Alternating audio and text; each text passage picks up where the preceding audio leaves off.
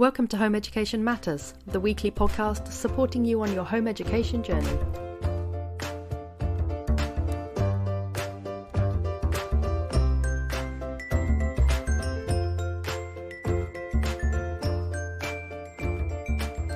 Hello and welcome to Home Education Matters. I'm joined today for our wonderful series of A Day in the Life by Greg, who is going to be guiding us through his kind of typical home ed day and telling us a bit about himself. So Greg, would you like to first off tell us about yourself and where you are on your home ed journey?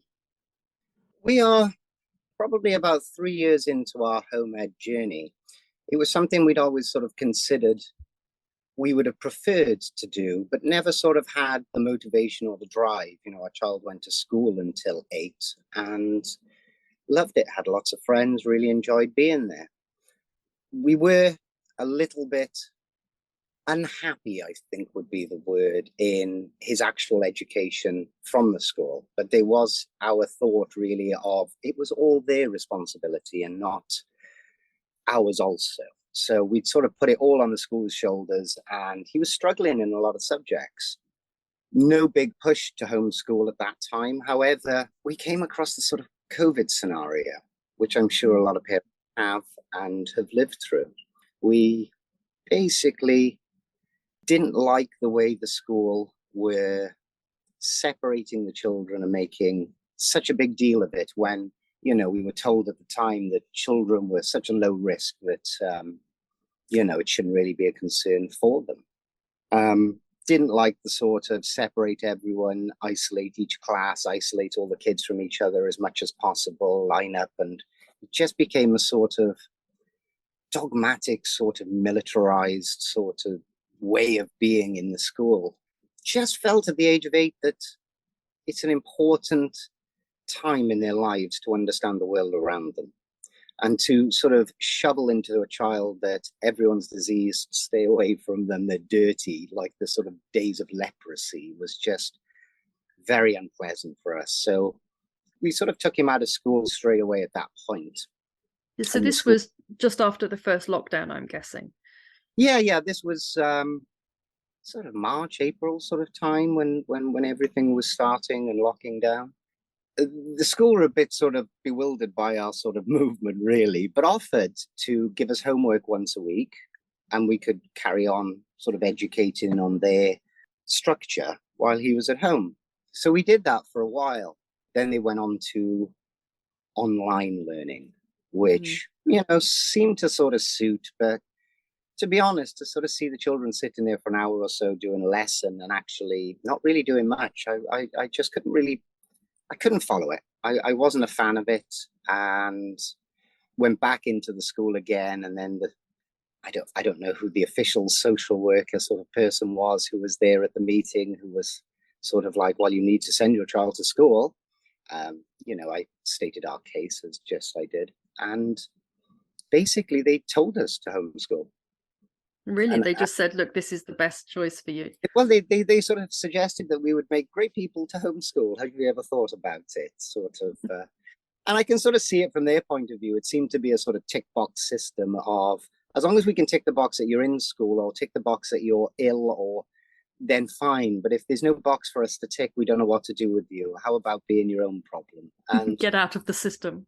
Yeah. By which time our child had 9 months, nearly a year had passed, and his reading had gone from 2 lines and a page of picture to, with support and not enjoying it at all, to reading probably, I'm trying to think what he was on at that time, probably the Narnias and things in 9 months. Now, we found getting him to read was a very simple process, and I don't think the school would have got to the stage he's at now in about 8 years of their sort of ways of teaching. So to be honest, when they were sort of suggesting it and we'd seen such improvement, it was a sort of no-brainer, as they would say, and we moved forward with homeschooling. And how did your son feel about that? Because you said he quite enjoyed school. So was he on board with the whole thing? Yes, and sort of there is the sort of what about my friends question. He did see a few friends afterwards, but we've sort of we changed life as well because we weren't prepared to sort of lock ourselves in a house and come out 10 minutes a day as the sort of guidelines were throughout the thick of it. And we just bought a converted bus that we were going to sort of tour Europe in until, till the European laws changed as we left. So we decided to just camp it out for a little while on some land that friends have. And we've basically been living in nature since. So for the last sort of 2.5, coming up to 3 years now, we've sort of lived naturally outdoors and less indoors. And to be honest, that's been a massive improvement in, well, all of us, to be fair. Everyone I've spoken to about the last years and how difficult it was for them, and we're sort of shaking our heads like it was the best time we've ever had, you know. So we did isolate fully, more than anyone else I know, but in our own way, which was a luxury that we had the option of. So we took it. When he had the option of sort of spending more time like this or going back to a school, it wasn't a battle at all. It was a choice he made and was happy to continue doing. And do you feel that you've been able to replicate the social element that he was enjoying at school? Because I know that, having spoken to quite a few people, that is sometimes a challenge, just to get that same level of socializing. Yes and no. Like, obviously, I can't reproduce, 20 or 30 children every day for a few hours for him. Would you want to? I do not on my own now, but very much I see the social aspect coming from everyone, coming from adults, coming from friends, coming from family, coming from neighbors. And he does spend a lot of time with a large variety of people rather than just children his own age. So in some ways, yes, the social aspect has been excellent from that point of view, but also, we were out yesterday and could see all the children going towards the church for their carol singing and the church for their sort of, school plays and things. And thought, oh, that's a little bit of a loss, from someone who wasn't a great fan of the school system. There are those moments that, yes, I do feel they do miss out, but also what he's gained from his lifestyle and our lifestyle, I feel it just overbalances and overcompensates very easily for him. If it's any consolation, my memory of my nativity play when I was at school was one of deep stress and trauma. And I think it's one of those things that adults tend to love because they get to see their child in like a twinkly angel costume. But I think for children, it can often be a really stressful time with the teachers all shouting, and it's. I think we have kind of halcyon view of what it may be like, but I suspect those kind of things are quite stressful for the child. Well, personally speaking, I would fully agree with you. Yes, but maybe through my tainted parent eyes, it does look a little bit nicer when you see it. Like, oh look, they're all off. Isn't that lovely? But yeah, I do remember some unpleasantness with it also.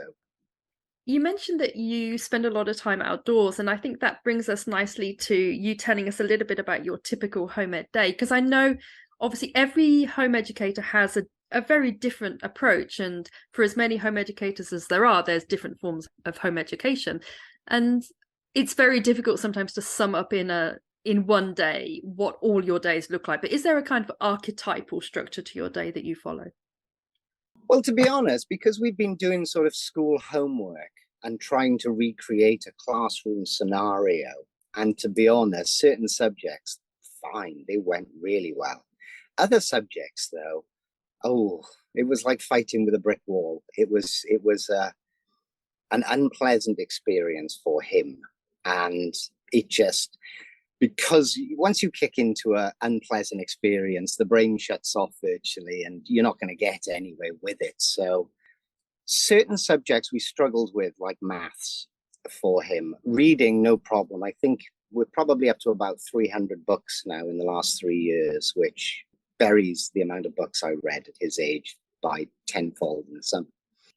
So we found difficulty with certain things like masks, certain activities and other things. So, Basically, a normal day would be, he'd rise at whatever time he rose at. We're not a sort of clock keeping household. In the summer, that's been about 7:30. Now, a little bit different in the winter, we're reaching around 10:30. But I think the body needs what the body needs, and we sort of leave it at that. So once he's cooked his own breakfast, cleaned up, and then washed and etc., take the dog for a walk and come back, we sort of start our day. Our day really is whatever's needed, and we will involve him in the best way we can.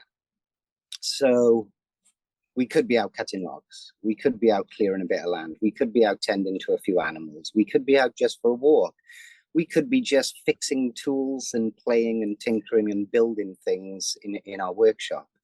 So he's involved with that. We'll discuss the planning stage, why we need it, ask him ideas. What do you think would work in this situation? Or how would you sort of do this yourself? And give him a little bit of time to sort of understand what we're doing and sort of understand how he would approach it. And then I will show him how I would approach it. And then we can discuss it at the end of the day. When it comes to sort of, so involved in a lot of those activities, we get maths with measuring. How many things are we going to be able to do? How much, time comes into it? And we try and incorporate it into a sort of mental maths questioning as we go along. We recently bought a heater, and maths wasn't great, but he loves volcanoes. The volcanoes really are his gold at the moment, so to speak. And every day he'll spend time looking up on the volcanoes, seeing what events are going on around the world, following the earthquakes. His geography is second to none. We've had arguments over it, and I have to concede at the end. And he's only 11. My gosh! But it shows that your child can surpass you at quite a young age in certain knowledges that they wouldn't have. So with the maths, I introduced write down every day then a few of the volcanoes or the eruption sites, and we'll take measurements of earthquakes. So we did that for sort of 10 days. He did the same earthquakes at the end. Then we put it into a chart, and then we put it onto graph paper. And I was sort of saying to him, which one do you think's the most violent? Which one do you think's are the strongest? Which ones do you think have the biggest, effect? And sort of he could gauge one or two. Yeah, these seem the biggest on the. Yeah, okay, well, when we put it in the graph, we can sort of see a bit better. And once we plotted the graph and we did a few different types of graph, he could see exactly the use of a graph. So it wasn't just teaching him a skill of this is math, this is graphs, it was actually sort of putting it into a perspective of this is why we would use them, and look at the benefit you're going to have from putting it on paper and drawing these sorts of lines, and then you can just immediately see the difference in, the strength of these areas of the earthquakes, etc. So absolutely love that. We've just done something similar now with a heater.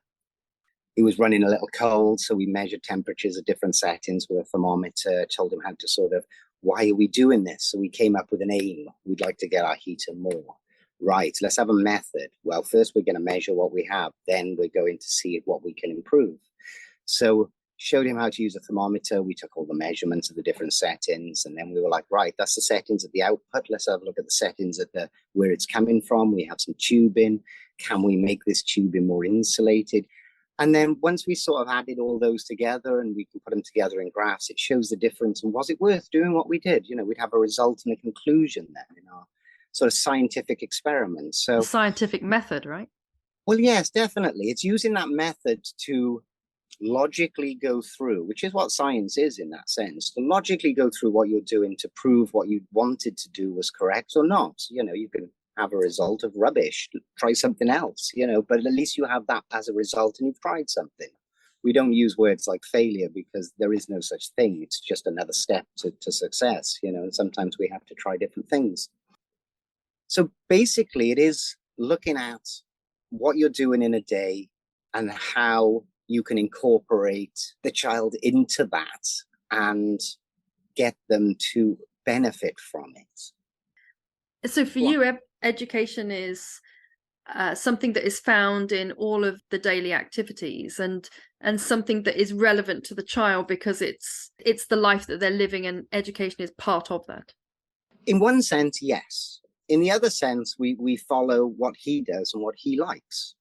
So, like the volcanoes, we added on, but it's also helped with his geography. It's also helped, to understand the sort of formation of the earth. Another thing he enjoys doing is when he's out and about, he'll always come back with a story. I've seen this animal today. I've seen that animal today. They've got eggs. They've got little chicks. And we followed the sort of life and birth of several different animals that we've seen, from sheep on the hillside with their lambs, and we've got some water where there's geese that mate and breed, and we can wake up some mornings and there can be sort of 50 geese standing outside our front door looking at us. It's quite intimidating, but it's getting to know each animal for its different characteristics. So there's a very much a natural side, a lot of foraging. We do a lot of gardening and other things. And it's showing how sort of nature does everything. There is a massive balance of life and death and sort of the way everything goes round in its circle. I think sometimes in education, we're taught everything's a straight line and everything's a sort of beginning and an end. And we're taught sort of everything's in a vacuum, as if nothing else affects what you're doing on that equation. In reality, that's not really how it works. And I think because he has that eye for the sort of natural of what's going on, we've used that. And we have some great characters. We have swallows that come back every year. And we haven't named them because I don't like doing that to other animals, but he loves them. We actually can't wait for them to come back just to see how many sort of young they have. It's almost like watching a sitcom as they're sort of chasing the birds out the nest and the fat one's sitting there going, no, I don't think I'll go today. And then you can see the parents come back and they're giving him what for. And, it's like a comedy show. So there's so much that goes on around us all the time that if we sort of paid more attention to, it would be quite enlightening for people. And I feel you wouldn't get that in school.